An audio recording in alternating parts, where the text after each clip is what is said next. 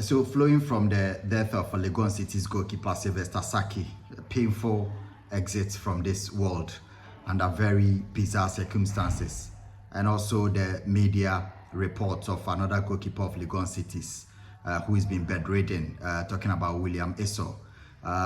Those of you who have followed my media, career, will understand that this is a very key area that we've been hammering on for some time now, the welfare of Ghanaian players. And I did the salaries of Ghanaian players as far back as 2013, and it showed the gap and the lack of awareness and lack of focus on our players in the Ghana Premier League. And today I have been able to get in touch with a document. I have intercepted some documents that shows how our clubs have shirked their responsibility, how badly they treat footballers, and how badly the Ghana Football Association has responded. So I have with me here a list of some clubs, and I'm not going to have all. I will do this in series because there are a lot, and I will do perhaps the first 15 clubs that have been owing players, for some for 3 years, some of them for 4 years, some of them as far back as 2017, and have refused to pay them. These are footballers that they have used to win matches, footballers that they have used to play in Premier League games and gotten rewards for that. And so we need to get serious with some of these issues pertaining to player welfare before we come to be writing rest in peace on the obituaries of some of these footballers, because it's very painful. And at this point there are about 6 or 7 of them who are either nursing injuries and have been neglected or have not been paid for some time now. So I'll go through the list and let you know some of the clubs that have refused to pay footballers they have hired, footballers they have contracted and said, we are going to pay you this amount. And the footballers have played. Some of them are still with the clubs, some have quit the clubs, and the clubs have refused. And mind you, this is not a list of players who are being owed by mere facts that they have told me, or they have decided to tell another journalist about this information. This is because the players have gone to a properly constituted judicial body of the GFA, and this properly constituted, competently constituted judicial bodies of the GFA have sat down and said, we have gone through and investigated, and we can confirm as a matter of fact that you owe these players. And so this is a decision or verdict by Ghana Football Association's own judicial bodies that they owe players, some of them for 3-4 years, and the clubs have refused to pay. So after these decisions by the status committee of the GFA, it is the responsibility of the GFA to ensure that the clubs have paid the players so that they can also get some money, go home and feed their families, their wives and children. And some of them were being paid 700 cedis or 500 cedis then, and still the clubs refuse to pay. And so it is for the clubs and the GFA. The motive of this is to let the world know what some of the footballers in Ghana Premier League have been going through. So I will start with Ebusua Dwarfs. When they played in the Ghana Premier League, they contracted a player by name Osman Mohammed, and this guy was supposed to be paid 450 cedis a month. The club went so many months without paying, and as at the time in 2021, March 2021, that Osman went to the GFA status committee to demand payment of his salaries. It had accrued to 19,200. It meant that he had gone over 2 years without salary and still playing for the club. So this debt has been there. This arrears to the player has been there since March 2001, when the decision by the GFA status committee, or the verdict was made. This is a ruling and it's supposed to be enforced by the GFA, including deducting clubs of points. But this is something that the FA has failed to do. So Osman Mohammed played for Ebusua Dwarfs, and since March 2001, when he won the verdict or the case against them, he's been owed 19,200, and he was paid around 450 cedis. Can you imagine? There is also Felix Akolo. He went to the player status committee against the fact that 11 Wonders, when they played in the Premier League, had not paid him his amount of money that was totaling around 10,800 cedis. So he was also paid around 400 cedis, and it had amounted to over 10,800 cedis. The GFA Status Committee went through and saw that indeed the player was not being paid for more than 13 months and deserved to be paid. It's been 2 years now. It's still not been paid. The club has not received any sanctions for that.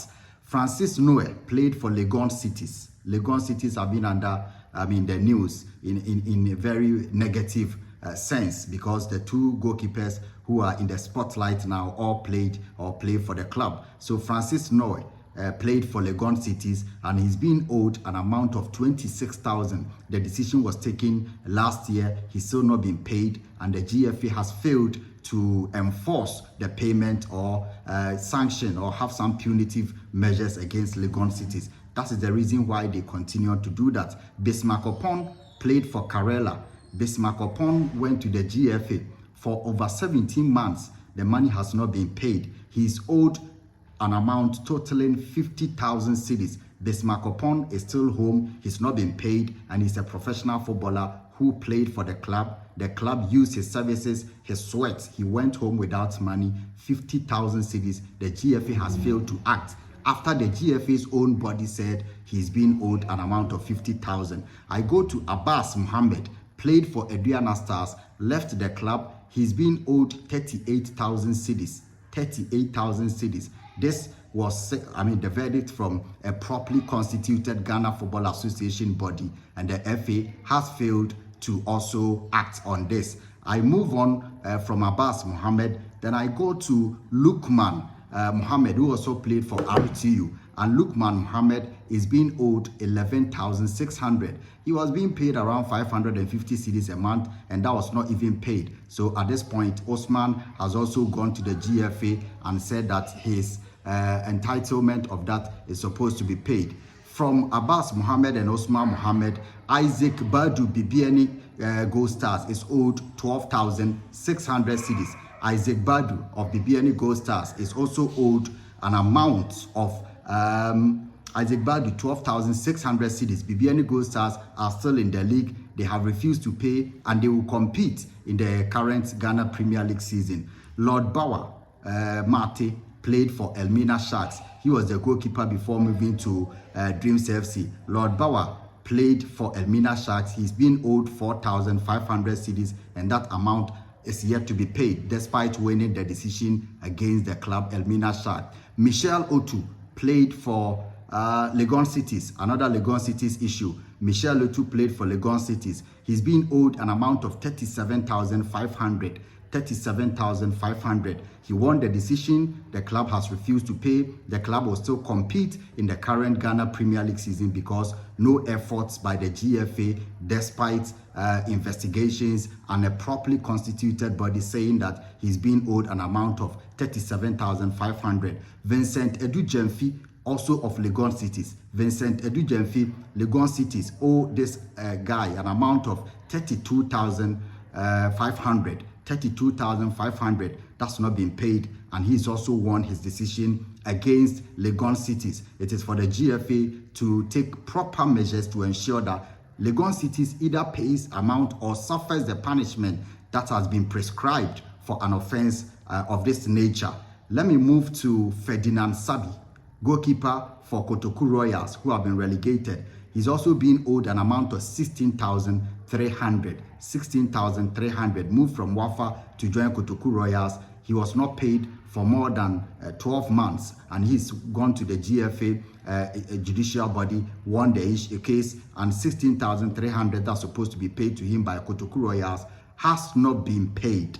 Mohammed Zakari, also of Kotoku Royals, is being owed 5,750 cedis according to the GFA judicial body, the status committee. And this is the point where I reiterate that if the GFA body says you are owed, they leave the player to go home. Some of them don't even have money for transport, and the FA ensures that the club still compete and sign new players, knowing that they have refused to pay a number of them who have become destitute, who have become sick, who have become weak and bedridden, and the FA sees and so wish some of these players speedy recovery, knowing that their services have been used by clubs to amass wealth for some individuals and leaders of the clubs, and the players who are principal actors have not been paid and won some of these cases in court. So Mohamed Zakari of Kotoku Royals is another player. Ni Jashi Akwe played for Legon Cities. Legon Cities have gotten some quite bad name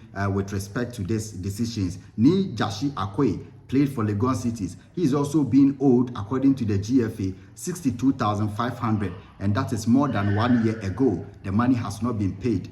Alex Eso, also of Legon Cities, is being owed an amount of 7,250. 7,250, and from my information, this has not been paid. His salary was not paid. He went to the GFA and won it. The money is not being paid, and the club will still compete in the league and sign new players. Of course, they've started preseason. Kwaku Osei played for Karela. Kwaku Osei is also being owed 9,950 for over 1 year. The money has not been paid despite winning the matter at the GFA Status Committee. So that is another matter there. Bismarck Adu played for RTU. He's also being owed 29,000 cedis, 29,000 cedis, and this is a salary for more than 2 years. Bismarck Adu has not been paid. So the painful aspect of it is that the salary is in the first instance a meager one, very, very not dignified salary that's supposed to be given to a professional player. These boys accept to play. They play and they wear their smiles as if everything is well until something strikes. This is the some of the first list. Let me go to, well, let me pause here and come to a different episode of a list of players who are being owed, some of them who are in need of money for their medical welfare, some of them who have been bedridden, some of them who have gotten injuries and have been neglected. I have the list and I'll be uploading. So it's time for us to name and shame to ensure that our football clubs do what is expected of them, the duty of care that they owe these players, and as well as signing them on contracts, making money of them, working their sweats off to help these clubs, and the clubs refuse to pay. This is very sad. And the instance of a goalkeeper having to die, checking from his WhatsApp statuses and Facebook posts, always talking about how players are going through difficulties and how hunger has been striking through the pockets of most of the footballers without any recourse from the clubs, no proper care and attention for them. Another one is sick, and the Professional Footballers Association of Ghana visited William Esau today, who is struggling to walk, and the club is still in preseason. He's being owed.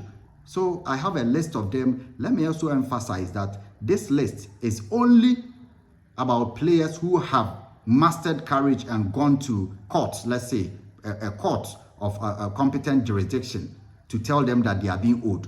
There are hundreds of them who do not even know how to even start. Imagine a player in Tamale being owed by RTU and the amount is around 10,000 cedis. He doesn't even have money for transport to come to Accra to the GFA to put his files and documents before them to be investigated and confirmed that he's being owed. And even if it is established that he is owed, the GFA has failed to ensure that these monies are paid, and the clubs continue to compete in the league without any proper punitive measures being applied to them. It's very sad to be a footballer in Ghana, and I'll be going about this in the next episode to tell you about how and what the players have been going through. Thank you very much.